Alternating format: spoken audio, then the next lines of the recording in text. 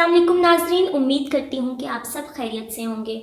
नाजरीन, आज जो वीडियो हम आपके लिए लेकर आए हैं इस वीडियो में मैं आपको बताऊंगी कि अगर एक औरत हाइज़ा है लेकिन उसके हैज़ का आखिरी दिन है, आज के दिन उसने गुस्ल लेना है, उस पर गुस्ल फ़र्ज़ हो चुका है, लेकिन गुस्ल लेने से पहले उसका शौहर उसके सामने हम बिस्तरी की ख्वाहिश ज़ाहिर करता है और हम बिस्तरी करना चाहता है, तो क्या उस सूरत में गुस्ल से पहले वो औरत हम बिस्तरी कर सकती है या नहीं कर सकती है।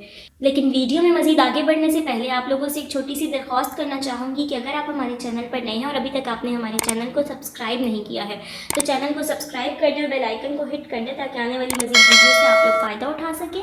और अगर आपको हमारी वीडियोस इन्फॉर्मेटिव लगती हैं और अच्छी लगती हैं तो हमारी वीडियो को लाइक कीजिए, दूसरों के साथ शेयर कीजिए और अपनी राय का इज़हार कमेंट्स में ज़रूर कीजिएगा। जी तो नाज़रीन, बढ़ते हैं अपने टॉपिक की जानिब और आप लोगों को बताती हूँ कि हाइज़ा औरत हैज़ के आखिरी दिन यानी हैज़ उसको आना ख़त्म हो चुका है, उसको कोई भी दाग नहीं लग रहा है, क्योंकि ज़्यादातर यही होता है कि हैज़ का जो आखिरी दिन होता है उस दिन दाग लगना ख़त्म हो चुके होते हैं। 1-2 दिन पहले ही आपको दाग लगना ख़त्म हो चुके हुए होते हैं, लेकिन उसकी एक मुकर्ररा मुद्दत है जिसको ख़त्म करना होता है, जिसको मुकम्मल करने के बाद ही गुस्ल किया जाता है।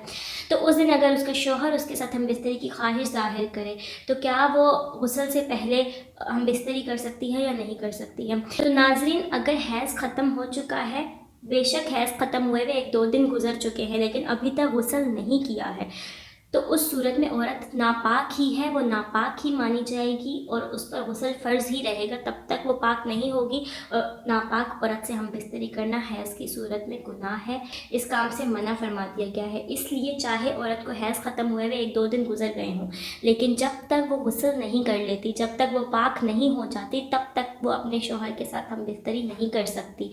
इस चीज़ को इस्लाम में नाजायज़ करार दिया गया है, हराम करार दिया गया है। तो उम्मीद है कि आप लोगों को ये बात समझ आ गई होगी और आप लोगों को वीडियो इन्फॉर्मेटिव लगी होगी। अगर आपको वीडियो अच्छी लगी है तो वीडियो को लाइक कीजिए और दूसरों के साथ इस नीयत से शेयर करें कि दूसरे लोग भी इससे फ़ायदा उठा सकें, इससे इन्फॉर्मेशन हासिल कर सकें, क्योंकि अक्सर लोगों को इस चीज़ के बारे में नहीं होता।